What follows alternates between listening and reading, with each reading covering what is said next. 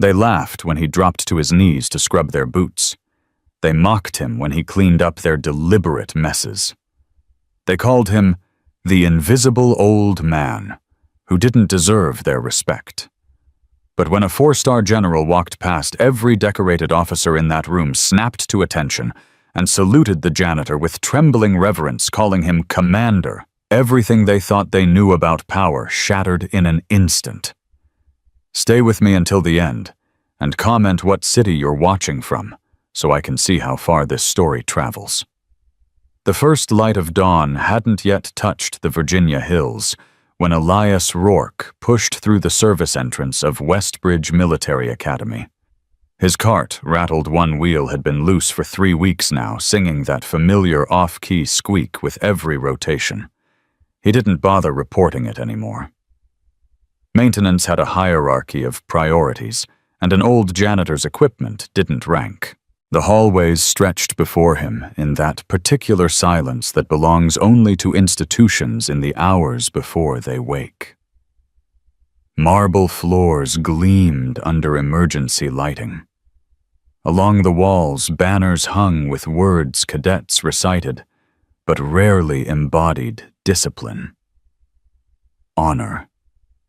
Duty. Elias had seen those words on different walls in different languages, in places where they meant the difference between coming home and being carried home. But here they were decoration. He was 71 years old.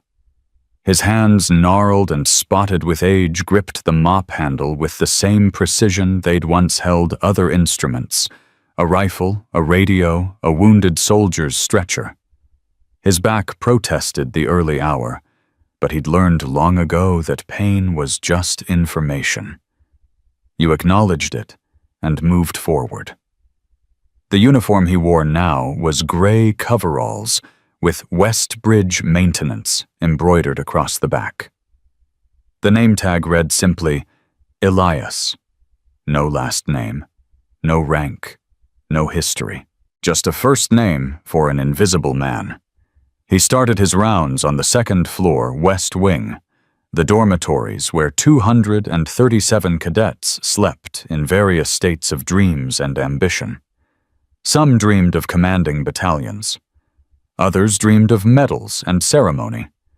A very few, dreamed of actually serving something larger than themselves. Elias knew the difference. He'd commanded enough young soldiers to recognize hunger versus purpose, ego versus calling. The bathroom outside room 214 needed attention. Someone, probably multiple someones, had engaged in what the academy politely termed high spirits. Toilet paper festooned the stalls like defeated surrender flags. Soap scum formed abstract patterns on mirrors. The floor suggested that respect for custodial staff ranked somewhere below respect for fire ants. He'd seen this room pristine yesterday evening. This was 6 hours of deliberate contempt. Elias said nothing. He never said anything. He pulled on latex gloves, filled his bucket, and began the systematic process of restoration. Soap to mirror, cleaner to porcelain, mop to floor. Each action performed with the same methodical attention he'd once applied to mission planning. Every mission had objectives. This one's objective was dignity, the space's dignity, if not his own. Jesus, he's actually doing it. The voice came from the doorway. Elias didn't turn around. He recognized the speaker, without looking, Cadet Landon Pierce, 19 years old, son of Senator Margaret Pierce, grandson of Ambassador Theodore Pierce, inheritor of a legacy that had apparently forgotten to include basic human decency in its genetic package. Dude, I literally pissed on that floor 4 hours ago. Another voice, Cadet Marcus Webb Landon's constant shadow. Think he knows? Who cares? He's a janitor. It's his job. Laughter. The particular brand of laughter that comes from people who've never had to clean up their own messes, literal or metaphorical. Elias kept mopping. The water swirled gray and grimy. He'd cleaned worse. Much worse. Sand and blood didn't come out of transport vehicles easily. You needed specific solvents, patience, and the ability to compartmentalize what those stains represented. "Hey, old man," Landon's voice grew louder. "You missed a spot." A wadded paper towel landed 3 feet from Elias's mop. Deliberately. Performatively. "Landon, come on, man." A third voice, quieter. Cadet Jennifer Oakes, one of the few who sometimes said "good morning" when Elias passed. "What, I'm just helping him do his job." Landon's grin was audible. "He's here to serve, right? That's what service means." Elias bent down, picked up the paper towel, deposited it in his trash bag. His knees cracked like small arms fire. The sound made Marcus snort. He's gonna break a hip. "Nah, old guys are tough. My grandpa's like 80 and still plays golf. This guy looks like he fought in World War I." More laughter. Jennifer said something sharp that Elias couldn't quite hear, and footsteps retreated down the hallway. Silence returned. Elias finished the bathroom, checked his work with the thoroughness of a man for whom details meant survival, and moved his cart back into the hallway. The banners looked down at him. Discipline. Honor. Duty. He wondered not for the first time if the words had lost their weight through repetition. If saying them enough times in gleaming hallways had somehow leached out their meaning, left only the shells of syllables. He remembered learning those words differently. In heat that melted boot soles. In cold that turned breath to ice crystals. In situations where discipline meant controlling your fear enough to think honor meant staying when leaving was easier, and duty meant coming back for the wounded even when logic screamed to save yourself. But that was a long time ago. A different life, a different name, really, though the name had been the same. The man wearing it had been someone else. Commander Elias Rourke had died quietly, administratively in a hospital room at Walter Reed 17 years ago. The man who'd walked out was just Elias. No rank, no command, no particular reason for anyone to salute. He preferred it that way. Mostly. The main corridor stretched before him, 200 feet of polished marble, leading to the Academy's heart, the grand atrium, where portraits of distinguished alumni gazed down with expressions of stern accomplishment. Generals and admirals, colonels and captains, all frozen in their moment of peak achievement. Elias pushed his cart past them. The squeak of the broken wheel echoed like a metronome counting down something inevitable. The cafeteria opened at 0600. He had 45 minutes to clean the faculty lounge, empty trash from the administrative offices, and make himself scarce before the academy woke fully. Invisibility required timing. The faculty lounge smelled of old coffee and older ambitions. Instructors here were mostly veterans, men and women, who'd done their time in real theaters before accepting the relative peace of teaching the next generation. Some were good. They remembered what it meant to be young and certain and utterly unprepared for reality's curriculum. Others had forgotten, had let the comfort of routine and the deference of students convince them they were somehow superior to the struggle rather than merely survivors of it. Elias emptied trash bins. Someone had left a half-eaten sandwich growing ambitious mold. Someone else had discarded a stack of ungraded papers with "These kids don't even try anymore," scrawled across the top. He wondered if the instructor had tried lately, if teaching was still a calling, or had become just a job with decent benefits. Not his business. He was here to empty trash, not judge what people threw away. The administrative wing was quiet. Elias moved through offices with practiced efficiency, his presence so familiar that security cameras probably didn't even register him anymore. Just part of the furniture. Part of the infrastructure that kept the academy functioning while everyone focused on more important things. He paused outside the commandant's office. Through the frosted glass, he could see the outline of Colonel Patricia Hammond's desk, neat and organized, a reflection of a mind that believed order was the foundation of everything else. She wasn't wrong. Order mattered, but order without compassion became tyranny. He'd learned that the hard way.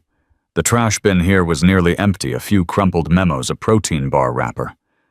Colonel Hammond ran a tight ship. She'd been Air Force before transitioning to the academy 3 years ago. Elias had seen her service record once accidentally when she'd left a file folder on her desk during an evening cleaning. Distinguished Flying Cross, Bronze Star, combat sorties over hostile territory. She knew. She'd been there. But knowledge and memory were different things. Knowledge you could file away, organize into lessons and curriculum. Memory lived in your bones, changed how you walked through the world. He moved on.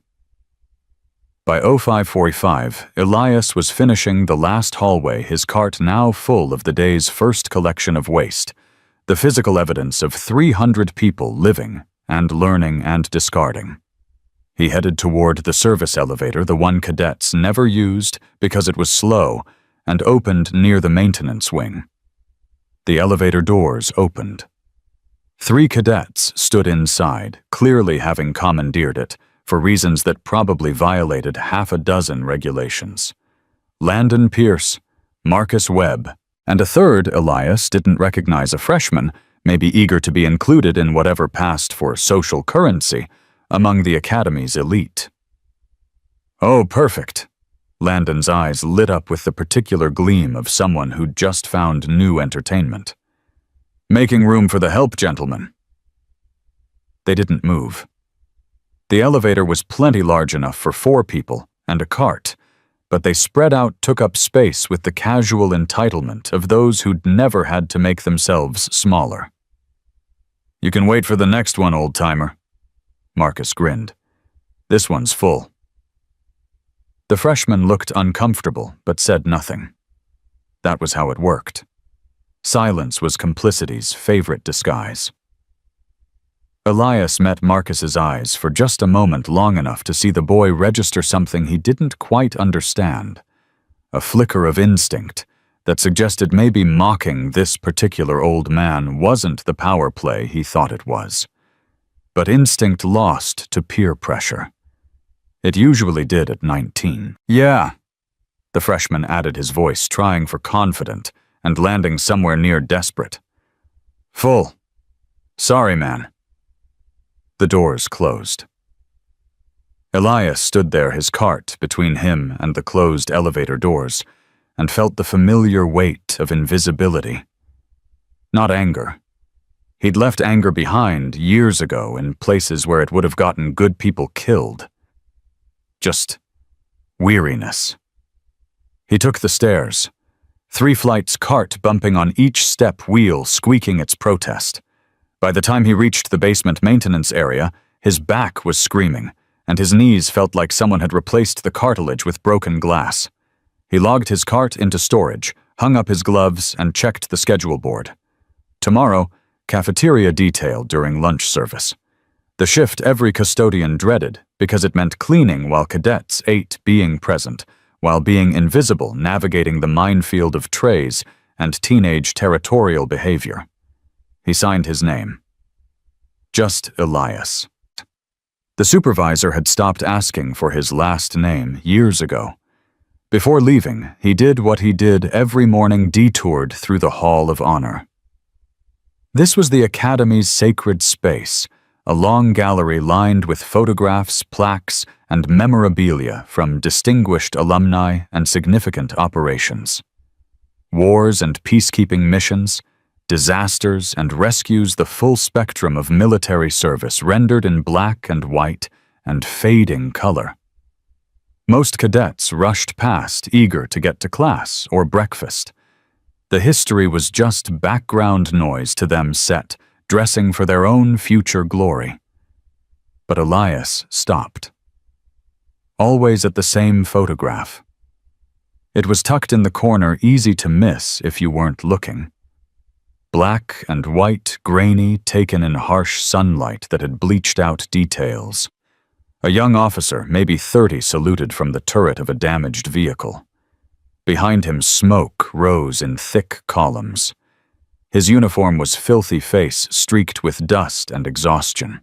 But the salute was perfect, crisp, controlled. The small plaque beneath read, Operation Goliath 2003. Unit citation for extraordinary valor under fire. No names. No details. Just a moment frozen, removed from context. Elias stood there for 3 minutes like he did every morning. Remembering context. Remembering names. Remembering the weight of decisions made in smoke and chaos, the mathematics of choosing who might live and who definitely wouldn't if you chose wrong. 212 soldiers. That was the number he'd carried out of that situation. Not everyone. You never saved everyone. But 212 human beings who'd woken up that morning in hell and gone to sleep that night somewhere safer because of decisions made in seconds. The young officer in the photograph had made those decisions. Commander Elias Rourke had made those decisions. The janitor looking at the photograph had inherited the memory of making them. "You gonna stand there all day?" a voice behind him. Jerry Kowalski, the day shift supervisor, arriving early with coffee in hand. "Just looking." Elias turned away from the photograph. "You like that old war stuff, huh?" "Something like that." "Bunch of ancient history, you ask me." Jerry sipped his coffee. "Kids today don't care. They're all about drones and cyber warfare. Boots on the ground is practically medieval to them." "Maybe. Anyway, heads up, there's some big symposium thing happening next week. Brass coming in, VIPs, the works. Commandant wants everything spotless. Might need extra hours." "I'll be here." "Yeah, you always are." Jerry studied him for a moment. "You got family, Elias? Someone waiting at home?" "No." "Huh." Jerry looked like he wanted to ask more, but didn't. People rarely did. Invisibility had its advantages. "Well, catch you tomorrow. Try to get some rest. Yeah, you look tired." "Always tired," Elias said, which was true. He left through the service entrance, emerging into full morning now sunlight beginning to warm the Virginia autumn. Cadets moved across the quad in formation, their synchronized steps a percussion of discipline and order. None of them looked at the old man leaving through the side door. He walked to the bus stop 3 blocks away. The academy was for them, not for staff parking, and waited on the bench someone had carved initials into decades ago. JP plus MR forever, inside a crooked heart. He wondered if JP and MR were still together, or if forever had lasted about as long as the bus bench's paint job. The number 7 bus arrived. The driver, Rosa, nodded at him. She was one of the few people who consistently saw him. "Morning, Mr. Elias."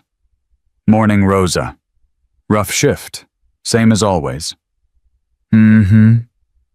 She pulled into traffic.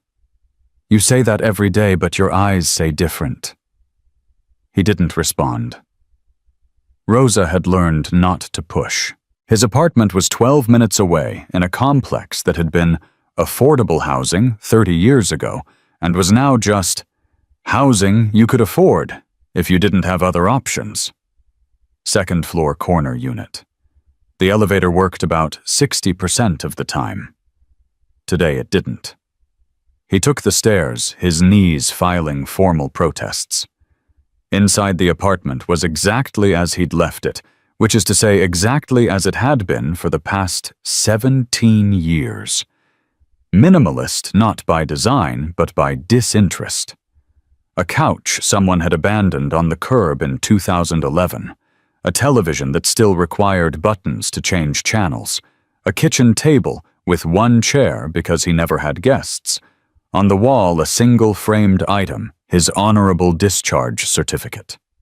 Not displayed prominently, just hung in the bedroom where only he would see it. Proof that the life before this one had existed, even if sometimes it felt like someone else's story. He made instant coffee, the cheap kind that tasted like industrial runoff, but had caffeine, and sat at his table. Tomorrow he'd wake up at Euro 400, take the bus, push his squeaky cart through halls where teenagers with trust funds and last names that opened doors would walk past him without seeing. He'd clean their messes, absorb their mockery with the same quiet endurance he'd once applied to much worse conditions, and return to this apartment to sleep dreamless sleep. That was the rhythm. That was the life. It was fine. It was enough. It had to be. Because Commander Elias Rourke had died in a hospital room, and the man who'd survived him had learned that sometimes the bravest thing you could do was simply continue. Show up. Do the work. Exist quietly in a world that no longer had a use for what you'd been. He finished his coffee, showered the Academy's day off his skin, and lay down in a bed that had molded to his shape through years of identical sleeps. Through the thin walls, he could hear his neighbor's television. A news anchor discussed a military operation somewhere distant, somewhere hot, somewhere young soldiers were learning the difference between training and truth. He hoped their commanders were good ones. Hoped they came home. Hoped someone would remember their names. Elias closed his eyes and found the sleep that had been waiting for him since dawn. Tomorrow the cart would squeak, the floor would need mopping, and the young people who didn't see him would continue not seeing him. Tomorrow would be exactly like today. Until it wasn't. The mockery started small, the way poison usually does, a drop here, a whisper there, building to something toxic through accumulation rather than intent. Or maybe intent was always there, just waiting for permission. Elias noticed it on Tuesday morning when he arrived for his shift. Someone had taped a piece of paper to his cart. The kind of effort that required premeditation someone had to stay up, create the thing, sneak down to the maintenance area, and affix it where he'd find it first thing. The paper was designed to look official, complete with the Westbridge Academy seal poorly photocopied at the top. Bold letters announced, Promotion Certificate, Senior Custodial Commander, First Class, Specializations, Advanced Mop Few Tactical Trash Deployment, Elite Floor Restoration, awarded for extraordinary service in the line of cleaning duty. Below that, a crude cartoon of a stick figure with a mop surrounded by stars and exaggerated military medals made from bottle caps glued to the paper. Elias read it once, carefully removed it, folded it into quarters, and placed it in his pocket. His face showed nothing. That was a skill you learned when survival depended on not broadcasting what you felt the enemy used your emotions as tactical data, and these kids, whether they knew it or not, were doing the same thing. He began his rounds. In the second-floor hallway, 3 cadets were gathered near the water fountain. They went silent when he approached, then erupted into barely suppressed laughter after he passed. He heard fragments, "Can't believe he just took it. Probably thinks it's real. Actually kept it." Marcus Webb's voice rose above the others. "Maybe we should get him a uniform. Little medals for most toilets cleaned and bravest response to cafeteria spills." Jennifer Oakes's voice cut through sharp. "You guys are assholes." "Oh, come on, Jenny. It's funny. Old guy probably hasn't gotten recognition in decades. We're doing him a favor. Yeah, that's what you're doing. Definitely. Footsteps moved away. Elias kept mopping his back to the conversation, his hands steady on the handle. The routine was the same hallway to bathroom to stairwell to office. Physical labor that let the mind drift to other times, other places. He remembered a corporal couldn't recall the name. Now time had taken that who'd made jokes during the worst of it, dark humor in darker circumstances, the kind of laughter that kept sanity tethered when everything else suggested letting go. That corporal had understood what these cadets didn't comedy was a tool, yes, but tools had purposes. You used humor to bond, to cope, to humanize horror. You didn't use it to diminish someone who couldn't push back without consequences. That corporal had saved 6 people by keeping them laughing when their minds wanted to shut down.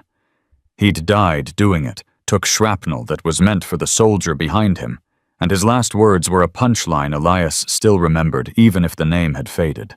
These kids didn't know the difference between humor and cruelty because they'd never needed to. That wasn't entirely their fault. Privilege was invisible to those who had it like water to fish, but it was still suffocating everyone else.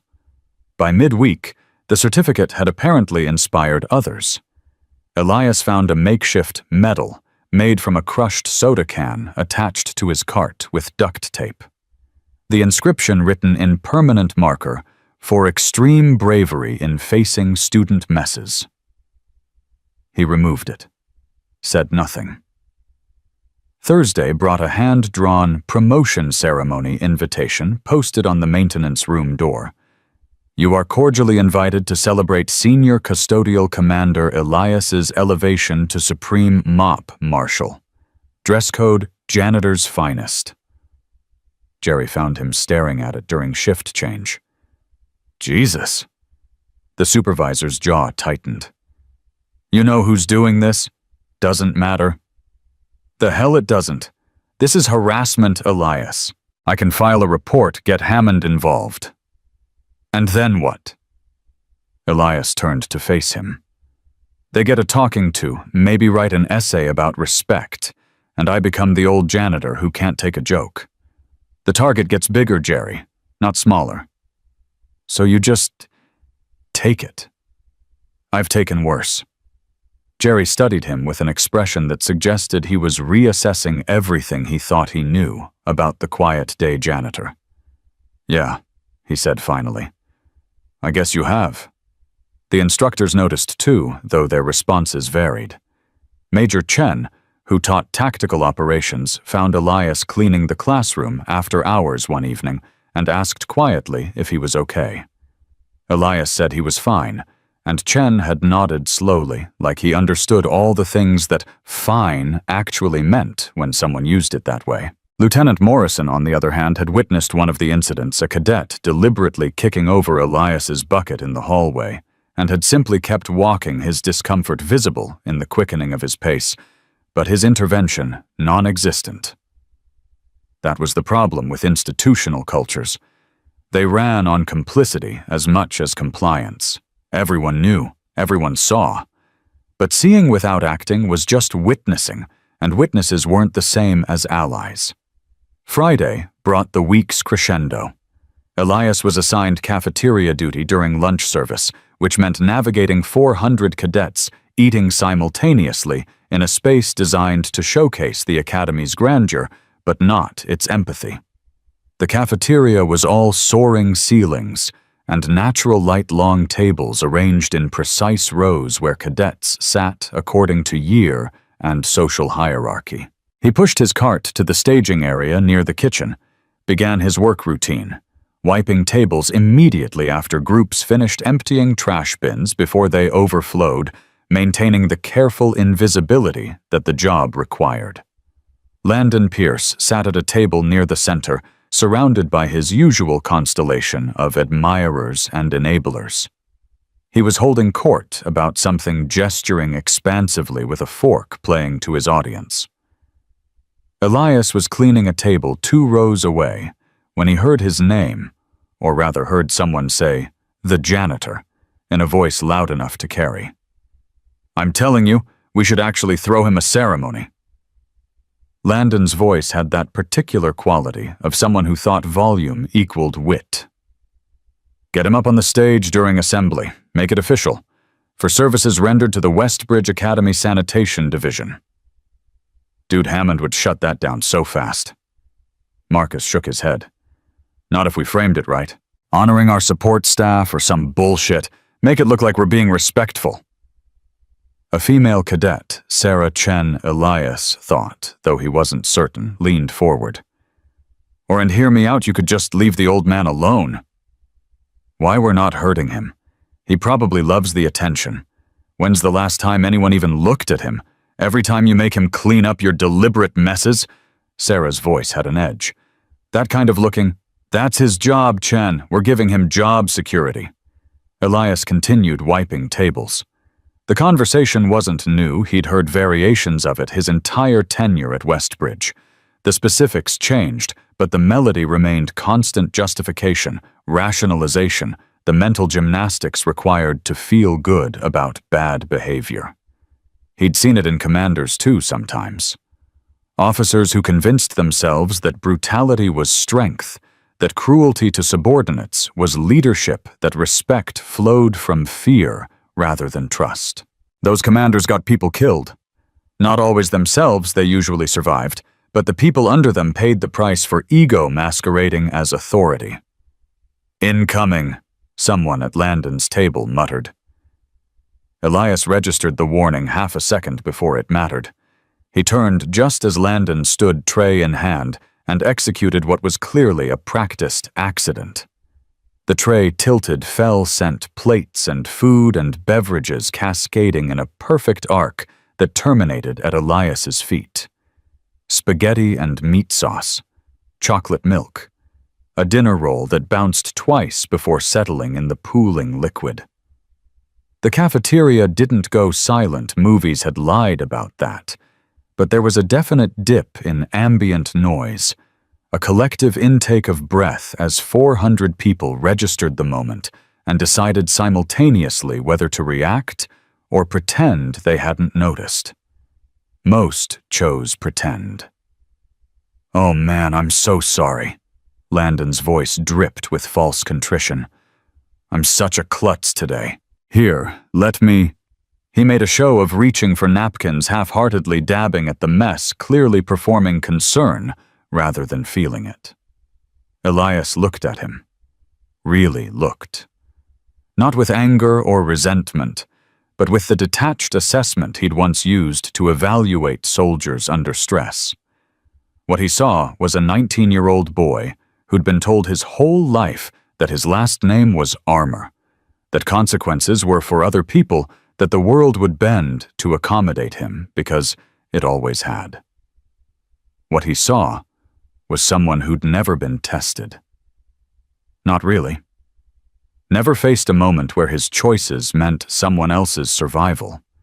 What he saw was someone who might become a decent officer one day if life ever forced him to grow past this moment, or might become the kind of leader who got good people killed because he'd never learned the difference between rank and respect. "It's fine," Elias said quietly. "I've got it." He bent down, knees protesting, back aching, and began cleaning. The mop came out, the bucket filled with sudsy water. The routine that had become muscle memory took over. Landon stood there for a moment, perhaps expecting more reaction, then shrugged and returned to his table to quiet laughter and congratulatory shoulder punches.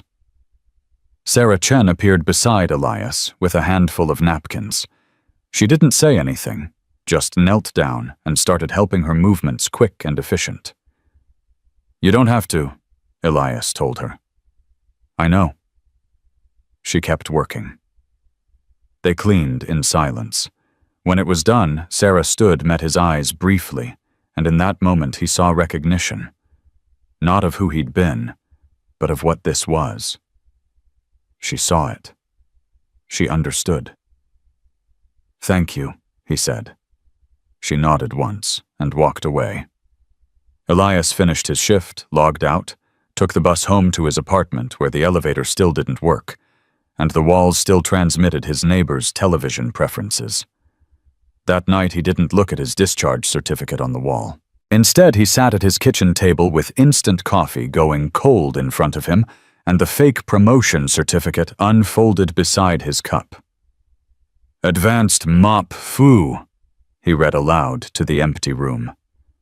"Tactical trash deployment." He should have thrown it away. It was garbage designed to make him feel like garbage. But he'd kept it.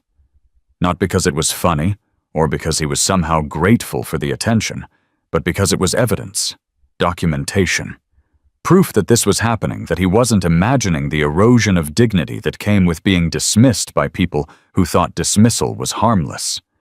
In another life, he would have filed a report, would have used official channels to address official wrongs. But Commander Rourke was dead, and Elias the janitor had no channels, no leverage, no last name that opened doors or commanded attention. He was just an old man with a mop cart and memories that sometimes felt more real than the present. The coffee went cold. The night got late. Eventually he slept. The pattern continued through the following week. Small cruelties compounding. A "Reserved for Senior Custodial Commander" sign taped to a mop closet. Whispered laughter as he passed. The sense that he'd become entertainment, a character in someone else's story, rather than a person in his own life. Jerry pulled him aside on Wednesday. "Hammond's calling a faculty meeting about respect and conduct," the supervisor said. "Apparently some instructors complained about how support staff are being treated." "That'll fix everything," Elias said without inflection. "Hey, it's something. Better than nothing." "Is it?" Jerry didn't have an answer for that. The meeting happened Thursday afternoon. Elias wasn't included, support staff rarely were, but he heard about it through the maintenance gossip network. Colonel Hammond had apparently given a stern speech about Westbridge values and treating all personnel with dignity. She'd referenced the Academy's honor code. She'd reminded instructors of their responsibility to model behavior. She hadn't named specific incidents, hadn't identified perpetrators, hadn't outlined consequences, which meant she'd done what institutions always did, acknowledged the problem in abstract terms while avoiding concrete action that might actually change anything. Elias continued his shifts. The mockery didn't stop, but it went quieter, more subtle. The overt ceremonies ceased, but the underlying dismissal remained. He was still invisible, when convenient still an object of amusement, when boredom required entertainment. But something was shifting in the Academy's atmosphere, though Elias didn't recognize it at first. There were more closed-door meetings, more whispered conversations among senior staff. An energy in the administrative wing that suggested something was being planned. He learned what it was on a Friday morning when he was cleaning the commandant's office and overheard Hammond on a phone call.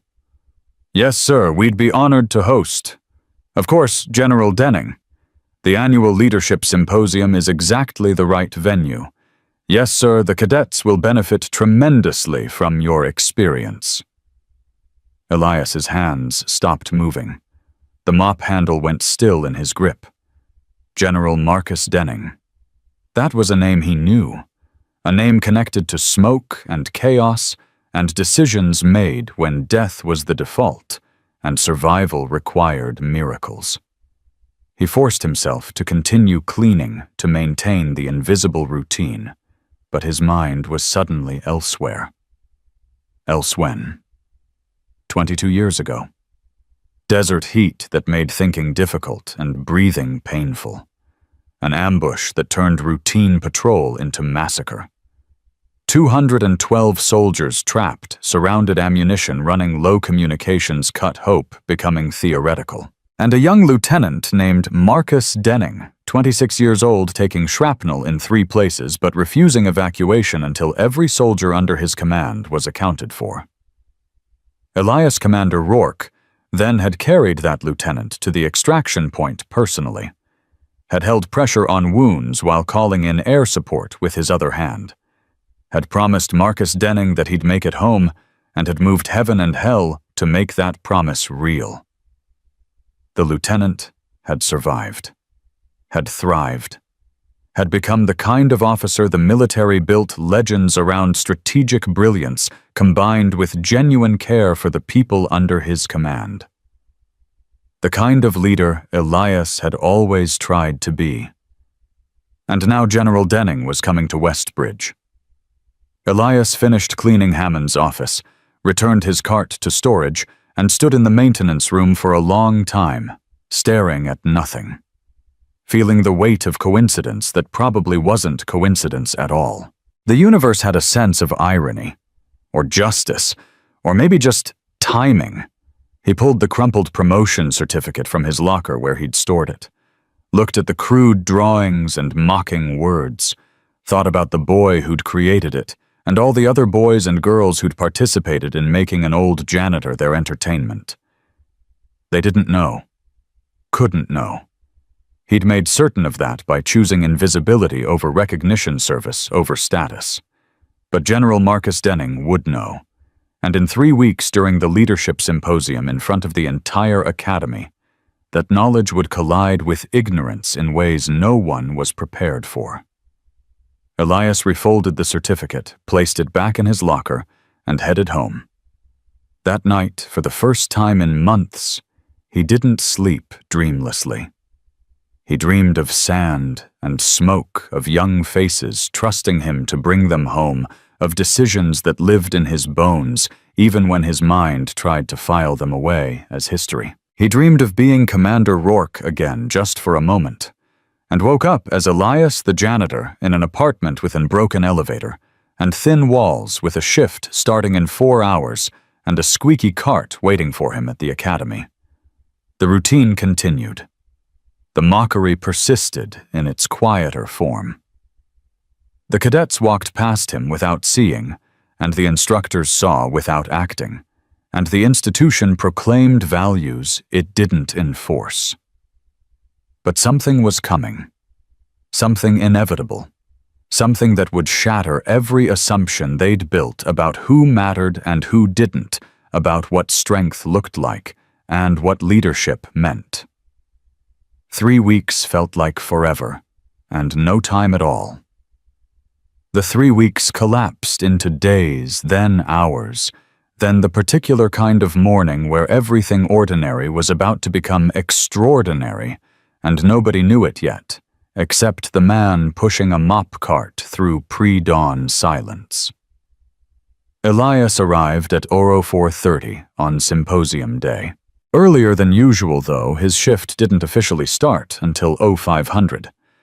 He told himself it was to get ahead of the extra work the academy had been in preparation mode for days, every surface polished to mirror brightness, every corner inspected for dust that might embarrass the institution in front of visiting dignitaries. But that was a lie, he told himself, with the same discipline he'd once used to tell soldiers that everything would be fine, when fine was a fantasy. The truth was simpler and more complicated. He didn't know what today would bring, but he knew it would bring something, and being early meant being prepared, and preparation was the only variable you could control when chaos was inevitable. The grand atrium had been transformed. Rows of chairs faced a temporary stage where the commandant's podium stood flanked by flags United States Virginia and Westbridge Academy, each pressed and hung with ceremonial precision. Banners declaring "Leadership through Service" had been mounted on the walls.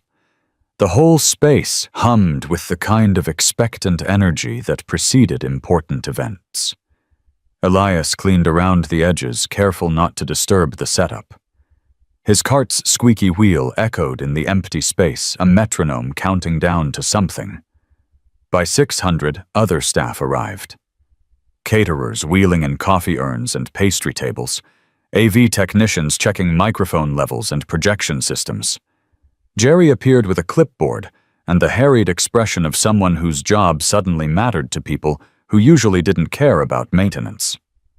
"You good?" Jerry asked, stopping beside Elias. "Always." "Right."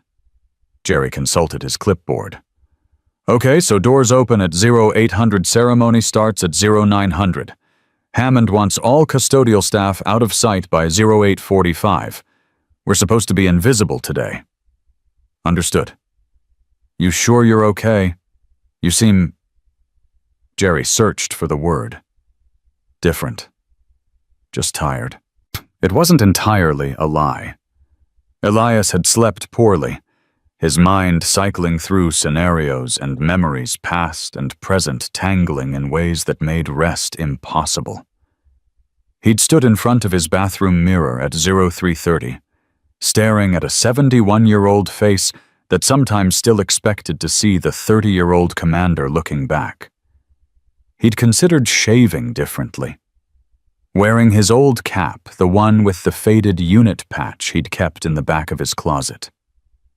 Some small signal that today was different, but in the end, he'd dressed exactly as always, gray coveralls, work boots worn smooth at the heel, the generic Elias name tag.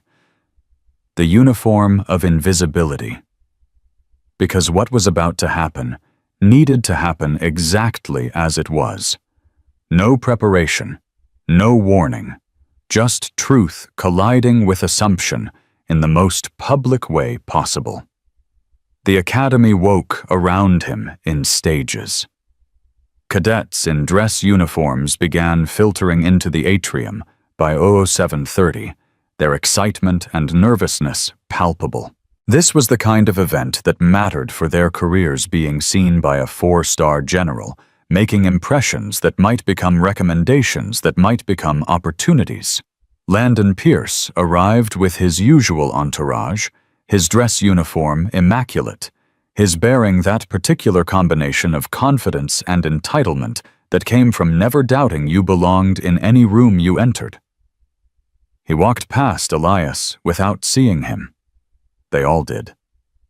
Elias had positioned himself near the hallway that connected to the maintenance wing, visible if you looked, invisible if you didn't. He had a mop in hand, ostensibly spot cleaning a floor that didn't need cleaning, but really just being present for what came next. Colonel Hammond appeared at 0815, her own uniform sharp enough to cut glass. She scanned the atrium with the critical eye of someone for whom details were destiny, nodded once in satisfaction, and moved to greet the arriving faculty and staff. The VIPs began arriving at 0830.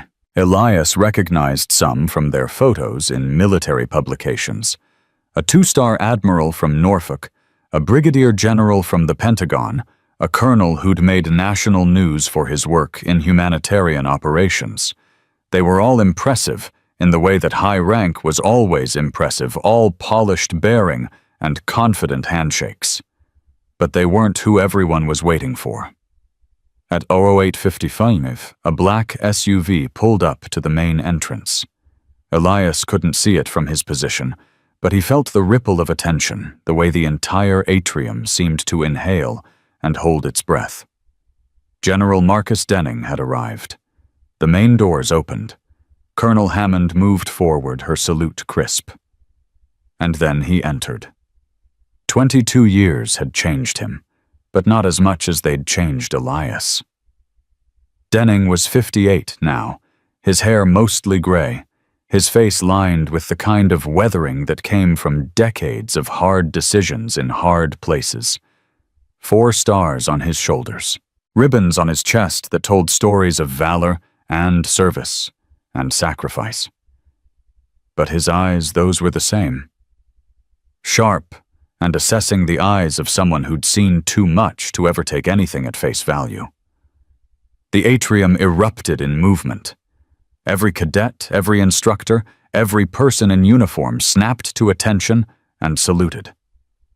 The sound of 400 hands hitting 400 chests in synchronized precision was like thunder indoors. Denning returned the salute with practiced ease, then moved into the room, Hammond at his side, other VIPs falling into formation behind him. Elias watched from his peripheral position. He'd set down his mop, but remained where he was, hands at his sides, breathing steady, despite the fact that his heart was suddenly operating on combat time, that accelerated rhythm that came when situations moved from theoretical to real. Denning was speaking quietly with Hammond, nodding at something she said. They were moving toward the stage, following the planned route that would take them past rows of attentive cadets and up to the podium where Denning would deliver whatever wisdom he'd prepared for this audience. That was how it was supposed to go. That was the script. But then Denning stopped walking. He'd passed the first row of cadets, was maybe 20 feet from the stage, when his head turned slightly, like he'd heard something, or sensed something, or simply felt that particular tingle of instinct that kept soldiers alive when logic said they should be dead. His eyes swept the room, passed over cadets and instructors, moved to the periphery, found Elias standing in the maintenance hallway with a mop cart and gray coveralls and 71 years of living quietly, and stopped. For 3 seconds, nothing happened. The atrium held its collective breath without knowing why. Hammond looked confused. The other VIPs glanced at each other uncertainly, but Elias and Denning were suddenly the only 2 people in the room separated by 20 years and 50 feet and entirely different lives, but connected by something that didn't care about distance or time or the accumulated weight of everything that had happened since a young lieutenant had taken shrapnel and an older commander had promised he'd make it home. Denning's expression did something complicated, shock and recognition, and something that might have been the closest thing to tears a 4-star general allowed himself in public. Then he turned fully away from the stage, away from Hammond and the VIPs, and the entire carefully orchestrated ceremony, and walked directly toward Elias. The crowd's confusion was audible. Murmurs rippled through rows of cadets. Hammond actually said, "General," in a voice pitched between concern and bewilderment. Denning ignored all of it. He walked past the last row of chairs, past the perimeter of the official ceremony space, into the hallway where maintenance workers were supposed to be invisible. He stopped 3 feet from Elias and saluted. Not the casual return salute he'd given the atrium full of officers and cadets. This was different. This was a salute given with every ounce of respect and recognition and gratitude that a human being could compress into a single gesture. His spine was steel, his hand was perfectly positioned, his eyes never left Elias's face. "Sir," Denning said, his voice rough with emotion, but carrying clearly in the suddenly silent space. "It is an honor to finally meet you in person." Elias stood frozen for half a heartbeat. Every instinct said to deflect, to dismiss, to maintain the invisibility that had protected him for 17 years. But you didn't leave a fellow soldier's salute unreturned. Slowly, with the muscle memory that never really faded, no matter how long you pretended to forget, Elias brought his hand up in a salute that was somehow both rusty and perfect. The mechanics were exact, he'd done it 10,000 times in another life, but the meaning behind it carried every year between then and now. "General," he said quietly, "just that, just acknowledgement."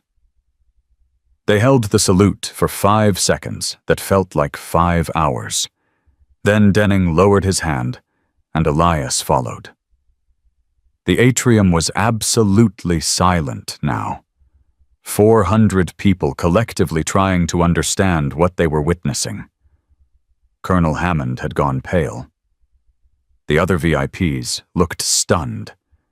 and the cadets, especially the cadets in the front rows, were staring with expressions that suggested their understanding of the universe had just developed significant cracks. Landon Pierce's face had gone from confident to confused to something approaching horror as realization slowly percolated through his assumption-laden worldview. Denning stepped forward, extended his hand. Elias took it.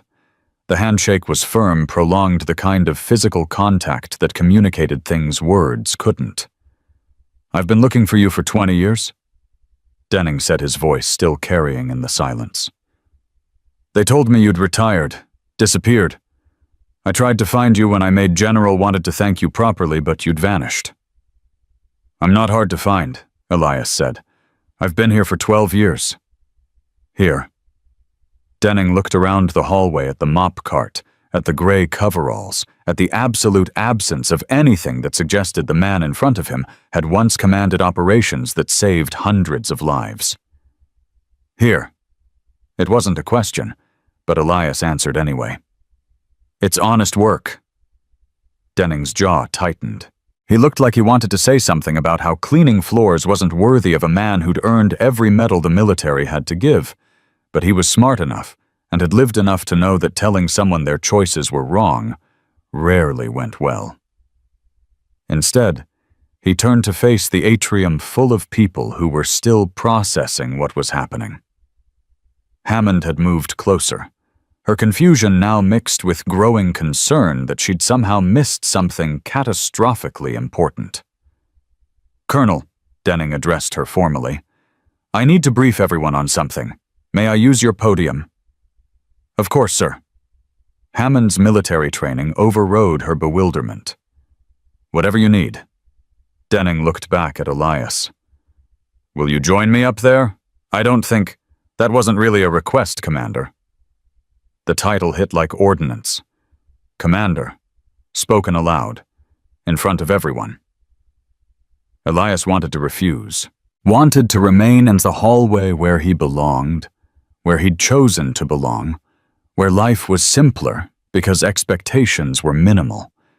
But Denning was looking at him with an expression that said some debts didn't expire, some stories needed telling, and some invisibility was actually injustice disguised as humility. "All right," Elias heard himself say. They walked together toward the stage. Every eye in the atrium tracked their movement. The other VIPs parted like water, their confusion obvious, but their discipline preventing questions. Denning climbed the 3 steps to the stage. Elias followed, feeling his knees protest, feeling his back remind him that he was 71, and stages were for younger people. Hammond adjusted the microphone, stepped back. Denning stood at the podium, Elias slightly behind and to the side, and looked out at 400 faces staring back with rapt attention. "I had a speech prepared," Denning began. "Spent 2 weeks on it. Anecdotes about leadership lessons from the field, the kind of wisdom you're supposed to impart at these things." He paused. "But I'm going to tell you a different story instead. One you need to hear." The atrium somehow got quieter. 22 years ago, I was a lieutenant leading a patrol in a theater I can't name for an operation that's still partially classified. What I can tell you is that we got hit. Ambushed. Bad intel, worse luck, and suddenly 212 soldiers were surrounded, outgunned, and running out of time. His voice was steady, but carried the weight of memory. We were going to die. All of us. That was the math. That was the reality. He looked back at Elias, who stood still, his face impassive, his hands at his sides. But we had a commander. Not our unit commander, he'd been killed in the initial assault. No, we had the ranking officer in the AO who'd been coordinating operations from a relatively safe position 5 clicks away. When he heard we were trapped, he did something that every tactical manual said was insane. He left his protected position, took a skeleton crew, and drove directly into the ambush zone. Denning's voice grew stronger. He coordinated extraction under fire, called in air support while physically carrying wounded soldiers to evacuation points, Made decisions in seconds that I've spent 20 years analyzing and still can't improve on. He stayed until every single soldier who could be saved was out. 212 people came home from a situation where the projected casualty rate was 90%. We came home because one man decided that acceptable losses were unacceptable. Complete silence. Even breathing seemed suspended. That commander was awarded medals he never wore, given commendations he never displayed, offered promotions he eventually refused, and when he retired, he disappeared so thoroughly that the military lost track of one of its most decorated officers. Denning's voice carried something between anger and sadness. I've been trying to find him for 2 decades, to thank him, to tell him that everything I've accomplished, every soldier I've led, every decision I've made, it's all possible because he made sure I survived to do it. He turned fully to Elias now. You know him as a custodian. You've watched him clean your messes for 12 years. Some of you have mocked him, made jokes, treated him as invisible because his current uniform doesn't command your respect. Landon Pierce had gone white. Several cadets around him looked like they wanted to disappear through the floor. But I know him as Commander Elias Rourke, my commanding officer, my hero, the man who taught me that leadership isn't about the uniform you wear, it's about the decisions you make when everything's on the line, and there's no good option, only less bad ones. Denning's voice broke slightly on the next words. Sir, would you please join me at the podium? Elias didn't want to. Every fiber of his being wanted to retreat back to the maintenance hallway, back to invisibility, back to the life where he didn't have to be Commander Rourke with all the weight that title carried. But some orders you followed even when they weren't really orders. He stepped forward, stood beside Denning, looked out at an atrium full of young faces staring at him with shock and shame and dawning understanding. The microphone was suddenly in front of him. Denning had stepped slightly back, giving him the floor. Elias looked at the microphone for a long moment, then at the faces, then at Landon Pierce, sitting rigid in the 3rd row, his cocky confidence completely demolished. I don't have a speech prepared, Elias said finally, his voice quiet but carrying. I'm not good at speeches anymore. Haven't been for a long time. He paused, gathering thoughts that had been filed away for years. General Denning is being generous about what happened 22 years ago. The truth is messier. We lost 38 soldiers that day. 38 people who trusted me to bring them home and didn't make it. I remember every name, every face, every decision I made that maybe could have been different, could have saved one more. His hands gripped the podium. So when people thank me for saving 212, I hear them. But I also hear the 38 who aren't here to be counted. That's what command means. It means living with mathematics that no human should have to calculate. The atrium remained frozen. I'm not telling you this for sympathy. I'm telling you because you need to understand something about leadership that no textbook teaches. He looked directly at Landon now. Strength without humility fails. Authority without respect corrodes. Power without compassion destroys. You can have perfect tactics and flawless strategy, but if you don't see the humanity in everyone, especially those you think are beneath you, you'll be the kind of leader who gets good people killed. His voice grew firmer. You walk past me every day and don't see me. That's human nature. We categorize people by their uniforms, their job titles, their visible ranks. But everyone has a story you don't know. Everyone has carried weight you haven't seen. And treating someone as less than because their current chapter looks different from yours isn't just disrespectful. It's dangerous. Because one day, you'll be the one who needs grace, who needs someone to see past your current circumstance to your inherent worth. He released the podium. I chose this work, chose invisibility, and it's taught me more about character than my years in command. Because how you treat people when there's no benefit to treating them well, that's who you really are. That's the leader you'll become. Silence held for 5 heartbeats. Then from the back row a cadet stood. Then another. Then suddenly the entire atrium was standing, but not in applause, in salute. 400 hands rose in synchronized acknowledgement, but this time the gesture carried weight it hadn't before. Elias stood there, an old man in coveralls on a stage he'd never wanted, and slowly returned the salute to an atrium full of people who were finally truly seeing him. The salute held for what felt like an eternity, compressed into seconds. 400 hands remained raised, 400 pairs of eyes locked on the old man in coveralls who'd just redefined everything they thought they understood about worth and respect and what it meant to truly serve. Elias lowered his hand first. The gesture released everyone else, and the sound of 400 arms dropping simultaneously was like a wind passing through the atrium. But nobody sat down. They remained standing, trapped in that peculiar space between revelation and response. Knowing something profound had shifted, but not yet understanding how to navigate the new terrain. General Denning stepped forward, placed a hand briefly on Elias's shoulder, a gesture of solidarity that spoke volumes, then addressed the room again. "I'm going to deviate from the planned program," he said. "Commander Rourke and I need to speak privately. Colonel Hammond, I trust you can facilitate a brief recess."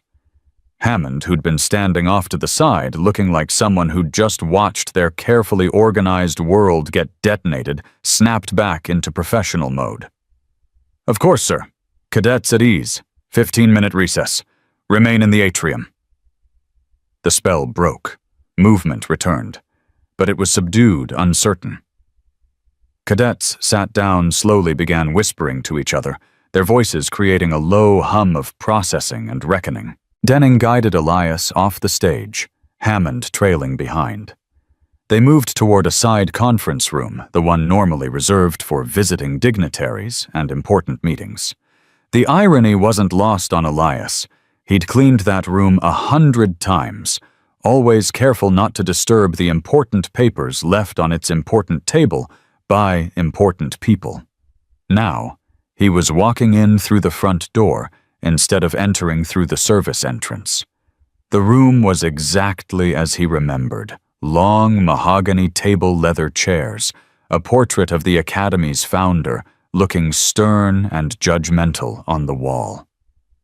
Hammond closed the door behind them, cutting off the murmur from the atrium. "Sir," Hammond began, then stopped, clearly unsure how to proceed. She looked at Elias like she was seeing a ghost. "Commander Rourke, I had no idea. Your employment file just said that I'm a janitor named Elias," he finished quietly. "That's accurate. But your service record, your rank, your—" She struggled for words. "Why didn't you tell anyone? Why would you work here as custodial staff when you could—" "When I could, what, Colonel?" Elias's voice was gentle but firm. "Trade on old glory. Demand respect. I hadn't earned in this context. I retired from the military. Completely. What I did before doesn't entitle me to anything now except the memories and those I carry, whether anyone knows about them or not." Denning was watching this exchange with an expression that mixed understanding and frustration. "With respect, Commander, that's noble bullshit. You earned more than memories. You earned recognition. And instead, you've been—" He gestured vaguely, anger creeping into his voice. "You've been cleaning up after kids who've mocked you for years." "Yes," Elias agreed simply. "That doesn't make you angry." "Sometimes. But anger without purpose is just noise." Elias sat down in one of the leather chairs, his body grateful for the support. "General, you know as well as I do that the military teaches you to measure respect in rank and ribbons. That's functional when everyone's in uniform, but civilian life doesn't work that way. Here, a janitor is a janitor, regardless of what he did before. And honestly, that's how it should be. Respect based on current contribution, not past credentials. Except they didn't respect your current contribution either, Hammond interjected, her voice tight. If even half of what I'm inferring is true, our cadets have been harassing you, creating a hostile work environment. And the faculty. She closed her eyes briefly. We saw it and did nothing. Some of you did nothing, Elias corrected. A few tried. One cadet helped me clean up a deliberate mess. That's not nothing. Denning sat across from him, leaned forward. Commander, I need you to understand something. What happened to you here that's not just unfortunate. It's dangerous. These kids are going to become officers. They're going to command real soldiers in real situations. And if they can't see the humanity in a janitor, how the hell are they going to value the lives of the people under their command? That's exactly why I spoke, Elias said. Not for me. For whoever they'll lead next. The room fell quiet. Hammond paced to the window, stared out at the quad, where cadets in previous generations had walked, probably carrying the same assumptions as the current crop. This is systemic, she said finally. It's not just a few bad cadets. It's a culture that's allowed contempt to masquerade as hierarchy. We've taught them discipline and tactics and strategy, but somehow we've failed to teach them basic human decency. Not somehow, Denning said. We've failed because we've made respect conditional. We've tied it to rank instead of humanity. Hell, I've done it myself. How many enlisted soldiers have I walked past without really seeing them? How many support staff have I treated as furniture? He looked at Elias. You just gave me a masterclass in leadership, and the lesson is one I should have learned decades ago. Elias shook his head. The lesson isn't new, General. It's ancient. We just keep forgetting it, because remembering is harder than reverting to convenient hierarchies. Hammond turned from the window. We need to address this, immediately. Not with a speech or a policy memo, but with real structural change. Agreed, Denning said. But it needs to come from you, Colonel. I'm here today and gone tomorrow. You're the one who sets the culture. Hammond's expression hardened with determination. Then we set a new culture, starting now. They talked for another 10 minutes, sketching out frameworks and commitments, the General providing strategic insight, while Hammond translated it into institutional action. Elias mostly listened occasionally, offering perspective when asked, but primarily watching two competent leaders recognize a failure and choose to address it rather than excuse it. Eventually, Hammond checked her watch. We should return to the atrium. The cadets need to hear from both of you. Elias stood his body, reminding him that he was still 71, regardless of what revelations had occurred. What exactly do they need to hear? The truth, Hammond said simply. That we failed them by allowing this culture, and that we're changing it. They returned to find the atrium in subdued conversation. But the moment the door opened, silence reasserted itself. Everyone stood, not at attention this time, but in respect that felt less automatic and more chosen. Denning and Elias returned to the stage. Hammond joined them standing at the podium with the bearing of someone about to make a difficult but necessary statement. Be seated, she instructed. The rustle of 400 people sitting was the only sound. Hammond gripped the podium, her knuckles white. I owe Commander Rourke an apology. A public one. Her voice carried the weight of command, but underneath it was something rawer shame. For 12 years, a decorated combat veteran has worked at this academy in a custodial capacity. And for 12 years, our institution has failed to see him, failed to respect him, failed to enforce the values we claim to hold sacred. She paused, looking out at the cadets. Some of you have actively mocked him. created cruel promotions and ceremonies designed to humiliate. Others witnessed this behavior and said nothing did nothing allowed contempt to flourish through your silence. And the faculty, myself included, saw what was happening and made excuses. We told ourselves it was harmless, that support staff understood it was just jokes, that intervention would be awkward or difficult. Her voice grew harder. We were wrong. Harmless cruelty is still cruelty. Understanding doesn't equal accepting, and awkward conversations are the bare minimum price we should pay to maintain basic human dignity. Landon Pierce sat rigid in his seat, his face a mask of misery. Around him, other cadets wore similar expressions: shame, regret, the particular discomfort of having your worst behavior illuminated for public examination. This ends today, Hammond continued. Effective immediately, Westbridge Military Academy is implementing what we're calling the Rourke Standard. It's named for Commander Rourke, not to embarrass him, but to ensure we never forget what happens when we allow hierarchy to override humanity. She outlined the framework mandatory bystander intervention training for all cadets and faculty, a formal reporting structure for harassment of any personnel regardless of rank or position, curriculum, changes to include servant leadership, and the ethics of respect, and perhaps most significantly consequences with teeth. Not just stern talks, but actual disciplinary action, including dismissal for egregious violations. We're also implementing a restorative practice program, Hammond added. When harm occurs, and it will occur because we're all human, the response will include direct engagement between those who caused harm and those who experienced it. No more hiding behind institutional apologies.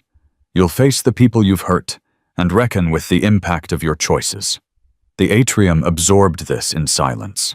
These weren't suggestions or aspirational goals. This was policy structural change, the kind of institutional commitment that would outlast any individual's tenure. Hammond stepped back from the podium. General Denning has agreed to work with our curriculum committee to develop leadership modules around these principles, and Commander Rourke has graciously agreed to speak with small groups of cadets who wish to understand his experience and perspective. Elias blinked. That was news to him. He hadn't agreed to anything except coming back to the stage. But before he could object, Denning leaned over and whispered, "You don't get to drop that truth and then vanish again, Commander. These kids need to hear from you. Directly." Damn. The general had maneuvered him. Hammond continued. "But before any of that, I believe some of you have something to say." Silence stretched. Then from the third row, Landon Pierce stood. His face was pale, his hands trembling slightly. For a long moment he just stood there, clearly warring with himself. When he finally spoke, his voice was barely audible. "Commander Rourke, He stopped, swallowed hard. "There's no excuse for how I treated you. I can explain at boredom trying to impress people being an entitled asshole, but none of that makes it okay. I deliberately made your job harder. I mocked you. I created those fake promotions and ceremonies. I thought it was funny." His voice cracked. "It wasn't funny. It was cruel. And I'm sorry. That word doesn't fix anything, but it's all I have right now." He sat down abruptly, like his legs had given out. For 3 seconds, nobody moved. Then Marcus Webb stood. "I participated in all of it. I'm sorry too." Then another cadet. Then another. They weren't making excuses or asking for forgiveness, just standing and acknowledging their actions and apologizing with the kind of raw honesty that only comes when comfortable delusions get shattered. Sarah Chen stood. "I didn't participate, but I didn't stop it either. I saw what was happening and told myself it wasn't my business. That silence made it worse. I'm sorry for that." More cadets stood. Some had been active participants. Others had been passive witnesses. All were reckoning with the same fundamental failure they'd allowed someone's current circumstances to define their worth. And in doing so, they'd revealed everything about their own character deficits. When the standing finally stopped, roughly a third of the atrium was on its feet. The other 2/3 sat in various states of discomfort, realizing that not having actively participated didn't mean they were innocent. Elias stood at the podium, looking at all these young faces, some crying, some stoic, all clearly grappling with revelations that formal education hadn't prepared them for. "Sit down," he said quietly. They sat. He took a breath. "Apologies are important. They're the first step. But they're also the easiest step because words cost nothing. The harder part comes next: changing behavior. Becoming different people than you were yesterday." He gripped the podium. "Some of you will do that. You'll take this shame and use it as fuel to become better officers, better leaders, better humans. You'll remember this moment when you're tempted to dismiss someone based on their rank or position or current circumstances.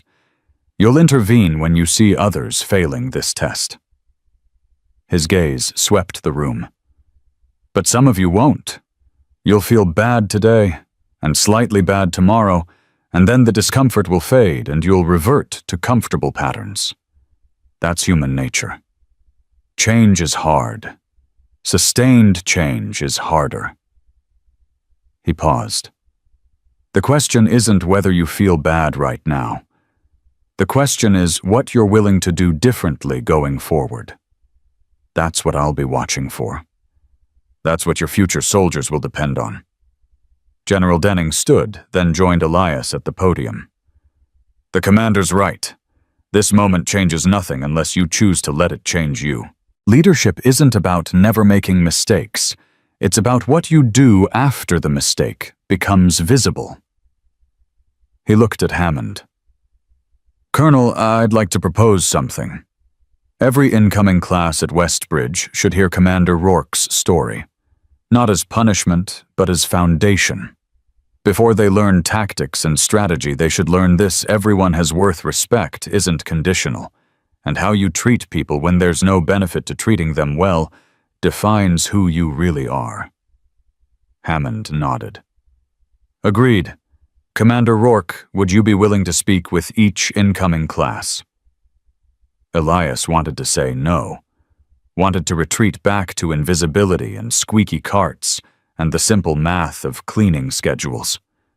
But he looked at Landon Pierce, still pale and shaken, and at Sarah Chen, who'd helped clean up a deliberate mess, and at the hundreds of other faces trying to process a lesson that might actually stick, if he didn't abandon them now. "Yes," he heard himself say. "I'll do it." The rest of the symposium proceeded, but in a completely different atmosphere. Denning gave a modified version of his planned speech, weaving in themes of humility and service. Other speakers adjusted their remarks on the fly, suddenly aware that their audience had just received an education that made theoretical leadership principles concrete. During breaks, something unprecedented happened. Cadets approached Elias. Not with mockery or performative respect, but with genuine questions and careful apologies. He answered honestly, declining to make them feel better, but also declining to shame them further. The work was theirs to do. He could only point the direction. By late afternoon, when the symposium officially concluded, Elias was exhausted in ways that had nothing to do with physical labor. Emotional excavation was more draining than any cleaning shift. He was preparing to leave through the service entrance old habits when Jerry found him. "Hey," the supervisor said awkwardly.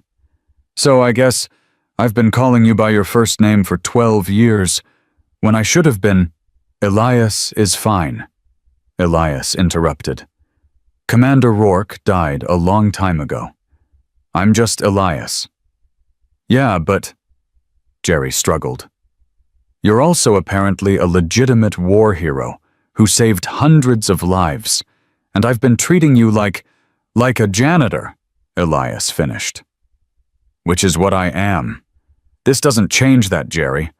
Tomorrow I'll still show up at 0500 with my squeaky cart and mop the same floors. Jerry stared at him. You're serious? Completely.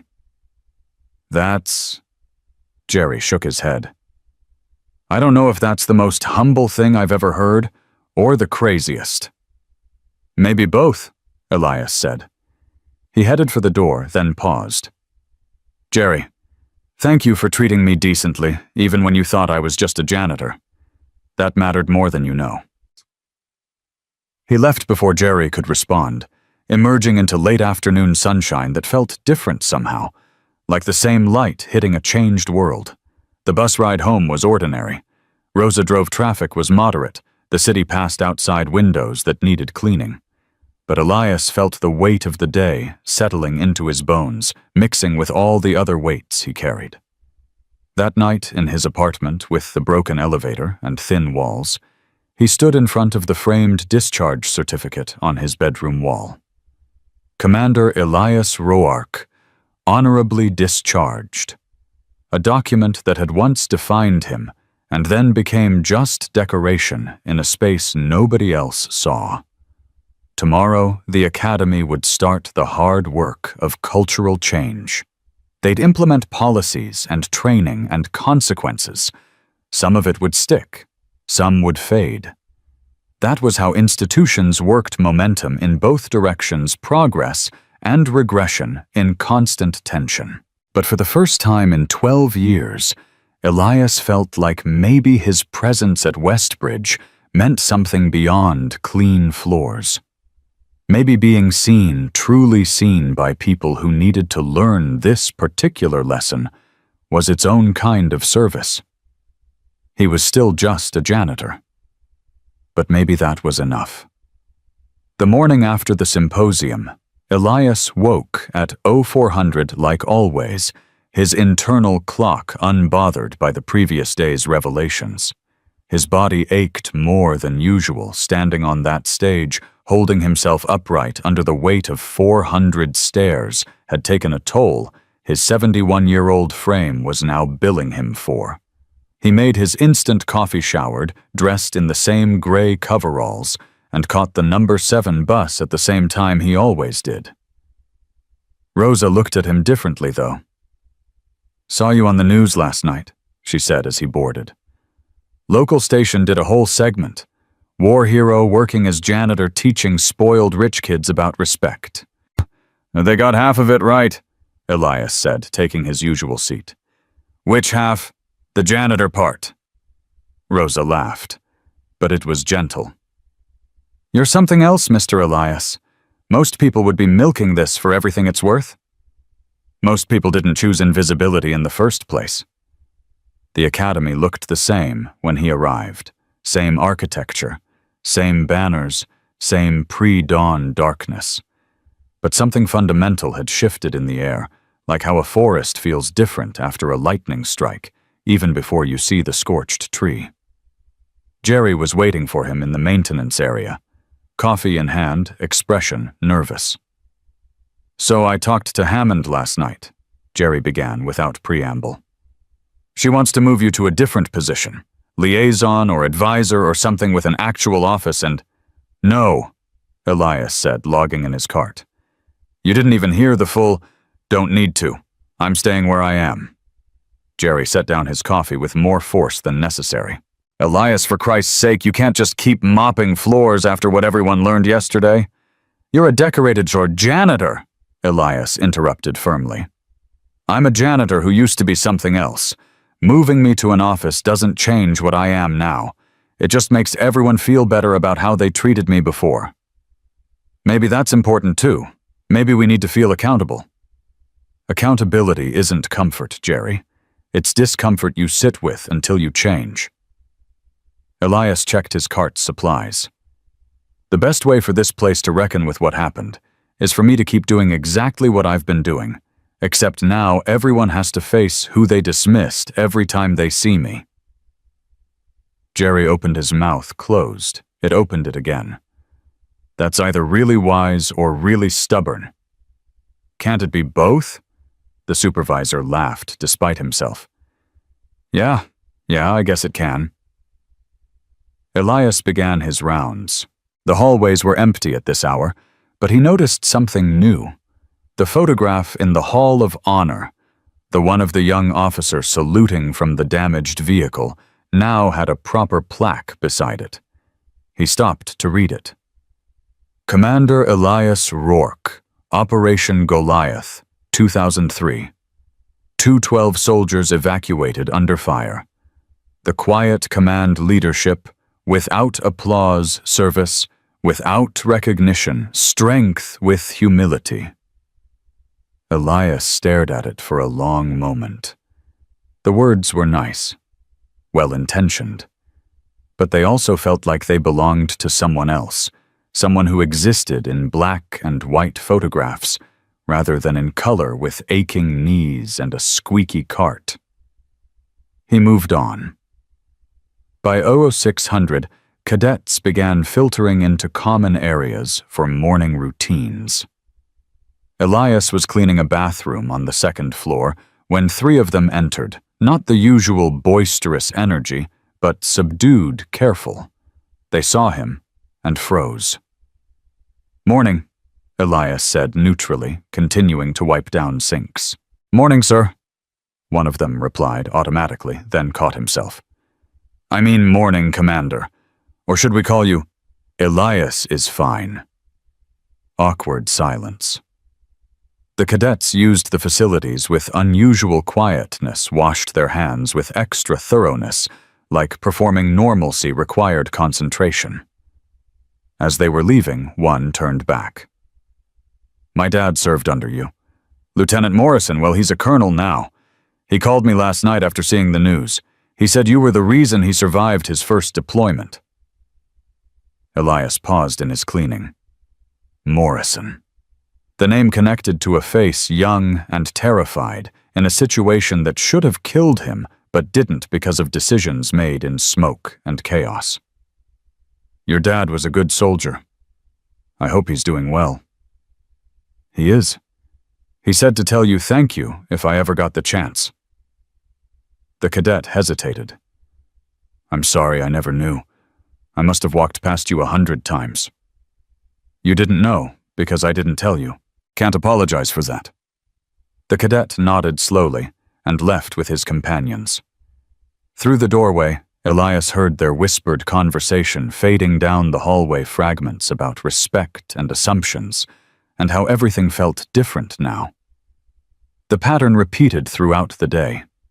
Cadets who'd previously looked through him now looked at him, really looked with discomfort and curiosity and the beginning of understanding. Some apologized again. Others just nodded in acknowledgement, not sure what words existed for navigating this new terrain. Landon Pierce appeared during the lunch shift. Elias was emptying trash bins near the cafeteria entrance when the young man approached, his usual swagger, replaced by something more tentative. Commander Rourke, Landon's voice was quiet. Can I talk to you for a minute? Elias tied off the trash bag, set it aside. All right. They moved to a quieter corner. Landon looked like he hadn't slept, dark circles under eyes that couldn't quite meet Elias's gaze. I know I apologized yesterday, Landon began, in front of everyone. But that was me trying to save face, make myself feel better. He took a shaky breath. The truth is I was cruel to you because it was easy. You were there, you didn't fight back, and making you my target made me feel powerful. That's disgusting. That's not who I want to be. Elias waited. The boy wasn't finished. My grandfather was career military. Made general, had all these stories about leadership and honor. He died when I was 12, and everyone told me I needed to carry on his legacy. Landon's voice cracked. But I don't think I understood what that meant until yesterday. He wouldn't have mocked you. He would have been the first one to stand up for you. and instead I'm the guy who made fake promotion certificates and laughed while you cleaned my deliberate messes." "You're 19, Elias said quietly. "You're allowed to be wrong at 19. The question is whether you stay wrong." "I want to change. I don't know how, but I want to." Elias studied him, saw genuine remorse, but also saw the harder truth. Remorse was easy, change was hard, and wanting to be better didn't automatically translate into being better. "You want to understand what leadership actually means?" Elias asked. "Yes, sir." "Then volunteer for custodial duty, 2 hours a day for the next month. Jerry will assign you tasks. You'll clean bathrooms, empty trash, mop floors, all the work you thought was beneath you. And you'll do it while everyone who used to respect you watches you do it." Landon paled. That would be humiliating." "Yes," Elias agreed. "It would be. Leadership isn't comfortable. Real change isn't convenient. You can decline if you want. But if you're serious about becoming someone your grandfather would respect, this is how you start." The young man stood there, visibly warring with himself. Pride versus growth. Ego versus evolution. "Okay," he said finally. "I'll do it. Report to Jerry tomorrow at 0600. Landon nodded and walked away, his shoulders carrying weight they hadn't before. Within a week, something remarkable happened. 3 more cadets volunteered for custodial duty, not as punishment, but as learning. Sarah Chen was one of them. She showed up in work clothes instead of her uniform, ready to mop alongside Elias without fanfare or expectation of praise.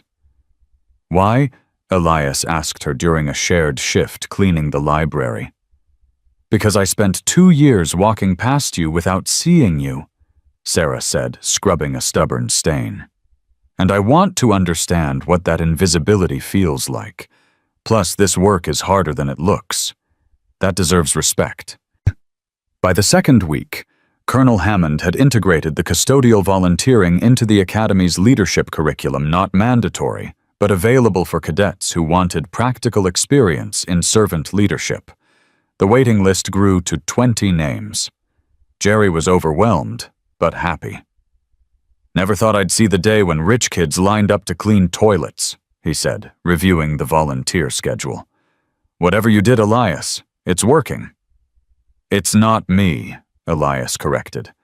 "It's them choosing to be uncomfortable. I'm just here with the mop bucket." The institutional changes Hammond had promised began materializing. Bystander intervention training became mandatory, led by instructors who'd undergone their own training first.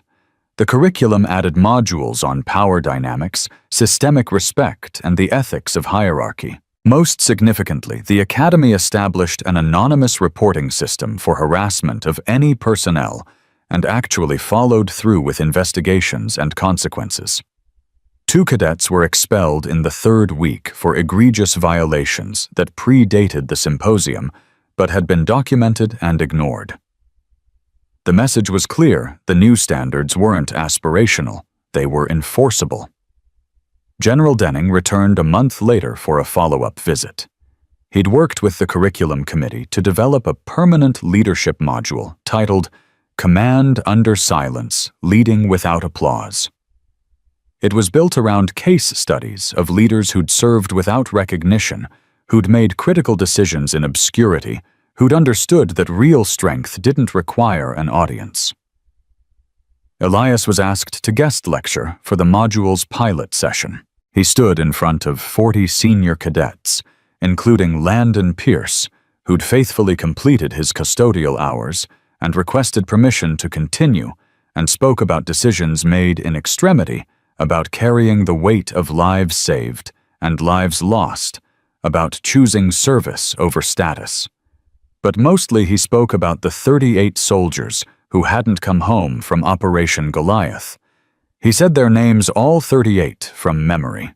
He explained that leadership wasn't about the 212 who survived, it was about reckoning with the 38 who didn't, and carrying that mathematics in your soul while still making the next decision, and the next, because people were depending on you to function when functioning felt impossible. The classroom was silent when he finished. Not the performative silence of people waiting to react, but the profound silence of people genuinely changed by what they'd heard. Afterward, Landon approached him privately.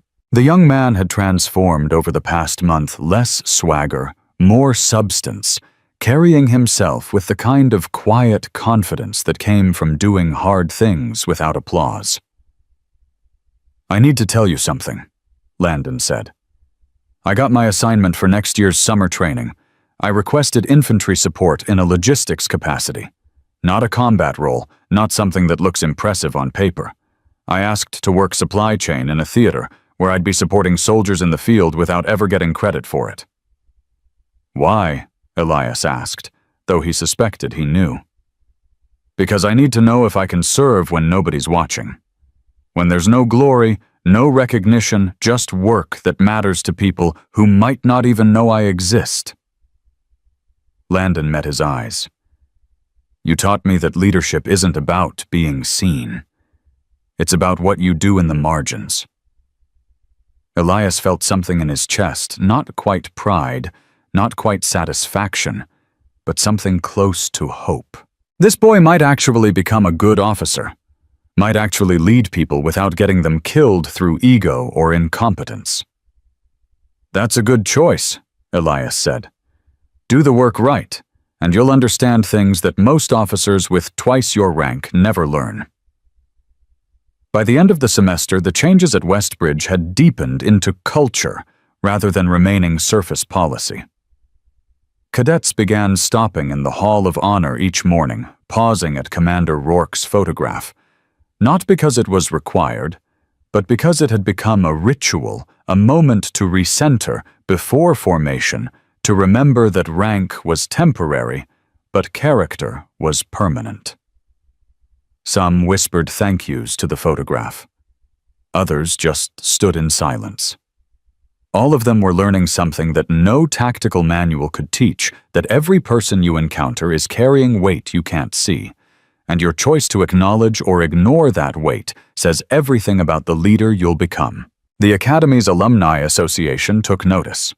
Within 6 months, they'd established the Rourke Lecture Series, an annual event where speakers addressed humility in leadership, memory, and service, and the ethics of how we treat those we perceive as having less power. Elias attended the first lecture, but refused to sit on the stage. He watched from the back row, listening to a retired admiral speak about learning to see the people who kept ships running, the cooks, and mechanics, and supply staff whose names never made commendations, but whose work made everything else possible. After the lecture, someone sat down beside him. General Denning in civilian clothes, looking more relaxed than he had at the symposium. "You're supposed to be on that stage," Denning said. "I'm exactly where I'm supposed to be," Elias replied. They sat in comfortable silence while the audience filed out cadets discussing the lecture with genuine engagement rather than performing interest for grades. "You changed this place," Denning said finally. "You know that, right? Not with tactics or strategy or force of personality, just by being exactly who you are and letting them reckon with their own assumptions. I didn't change anything. I just stood still while they decided whether to see me." "Same thing," Denning argued. "Leadership isn't always about action. Sometimes it's about being present until presence becomes impossible to ignore." Elias considered that. "You think it'll last?" "After I'm gone, some of it will fade," Denning admitted. "That's how institutions work. But the core of it, the cadets who cleaned toilets voluntarily, the officers who changed how they see support staff, the kids who stand at your photograph every morning that's embedded now. They'll carry it to their commands. They'll teach it to their soldiers. Culture change isn't instant, but it compounds. He stood extended his hand. Thank you, Commander, for saving my life 22 years ago, and for saving a lot of future soldiers from bad leadership by teaching these kids what good leadership actually looks like. Elias shook his hand. You turned out all right, General. Made good on that investment. Trying to, Denning said. Every day trying to. Elias continued his custodial work. He still arrived at 0400, still pushed the cart with the squeaky wheel that maintenance never quite fixed, still cleaned bathrooms and emptied trash and mopped floors with the same methodical attention he'd always applied. But now cadets said good morning. Instructors asked how he was doing.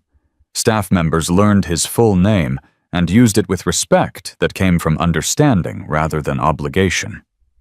The invisibility had lifted. But not entirely. Elias still moved through the academy with quiet efficiency, still preferred the margins to the spotlight, still chose service over status in every daily decision. The difference was that now, when people looked at him, they saw him, really saw him, not just as Commander Rourke with his decorated past, but as Elias the janitor, with his present commitment to showing up, doing the work, and treating every task with dignity, regardless of its perceived importance. Years passed. Elias aged more slowly than expected, perhaps sustained by purpose, or maybe just stubborn biology. His knees bothered him more. His back required careful management. But he kept working, kept showing up, kept being the living reminder that worth wasn't determined by rank or recognition.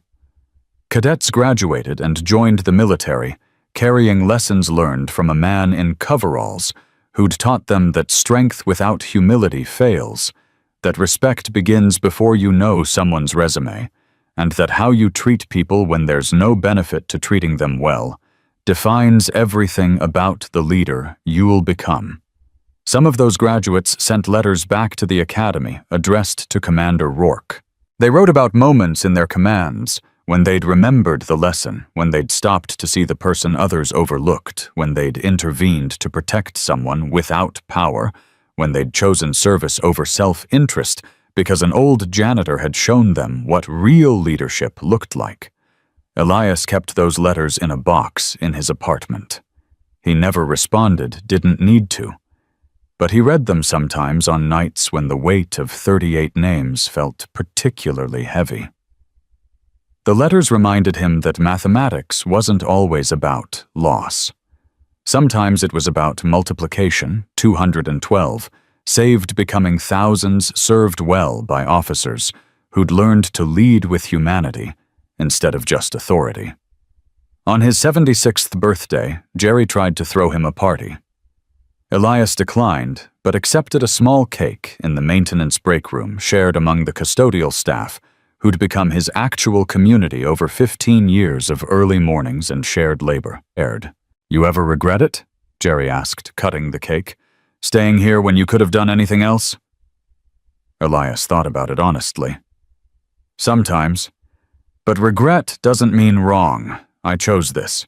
Some days I question the choice. Most days I'm at peace with it. That's the most Elias answer I've ever heard. Jerry laughed. What were you expecting? I don't know. Something profound about service and sacrifice. Service isn't profound, Elias said. It's just showing up when you said you would and doing what needs doing. That's not philosophy. That's Tuesday. But even as he said it, he knew it wasn't entirely true. Service was ordinary and profound, simultaneously mundane in its daily execution, extraordinary in its cumulative impact. He continued working until he was 78. His body finally insisted on retirement with sufficient force that stubbornness couldn't override biology.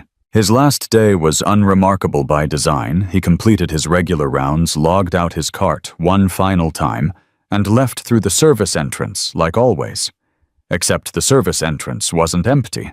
200 cadets stood in formation, Not required, not organized by faculty, just present, because they'd chosen to be. They saluted as he emerged, holding the gesture, until he returned it with hands that shook slightly, but remained precise. He didn't give a speech. Didn't need to. He'd said everything that mattered over 15 years of showing up, doing the work, and being exactly who he was. He simply walked through the saluting formation, nodded once to Colonel Hammond, who stood at the edge watching with tears she didn't bother hiding, and headed for the bus stop, where Rosa waited with the number 7. "Last ride home as a working man," Rosa said as he boarded. "Just another Tuesday," Elias replied. "You really believe that?" He looked back at the academy, at the building where he'd spent 15 years being invisible, until he wasn't where he'd taught lessons about leadership that no classroom could replicate. "Yeah," he said finally, "I really do. The work was the work. Whether anyone saw it didn't change what it was." Rosa smiled and pulled into traffic. Elias died 4 years later, quietly in the same apartment with the elevator that never quite worked right. He died in his sleep, which was more mercy than many soldiers received. His funeral at Arlington was attended by 300 people. Former soldiers who'd served under him, cadets, who'd learned from him, staff who'd worked beside him, and generals who'd been shaped by his example. They buried him with full honors. 21-gun salute, flag folded with precision. General Denning delivered the eulogy, speaking about a leader who'd understood that command wasn't about the uniform you wore, but the decisions you made and the people you served, and the quiet choice to show up every day even when nobody was watching. At Westbridge, they erected a statue in the Hall of Honor, not of Commander Rourke in military dress, but of Elias the janitor with his mop and cart captured mid-stride in the act of ordinary service. The plaque read simply, "Elias Rourke, 1954 to 2036. He taught us that leadership begins with seeing respect, starts before credentials, and the truest strength is choosing service when applause is absent. Every person matters. Every moment counts. Every choice reveals who you are." Cadets still stop there every morning, continuing a ritual that began decades ago and shows no signs of ending. They pause before formation, whisper thank yous to a man who chose invisibility until visibility taught lessons no one else could, and carry forward the understanding that rank is temporary, but character is permanent, that power without compassion destroys, and that how you treat people when there's no benefit to treating them well defines everything about who you'll become and what you'll build, and whether the people you lead will trust you enough to follow, when following requires courage. The work continues. The lessons endure. And in a marble corridor washed in early light, a bronze mop rests against a cart with one wheel that never quite turned right, and a name tag that says simply Elias. Proof that the most important commanders sometimes wore coveralls, that the strongest leaders often chose margins over spotlights, and that real legacy isn't measured in medals worn, but in lives changed by someone who understood that service without recognition is still service, dignity. Without applause is still dignity. And showing up when nobody's watching is exactly when character matters most. Réessayez.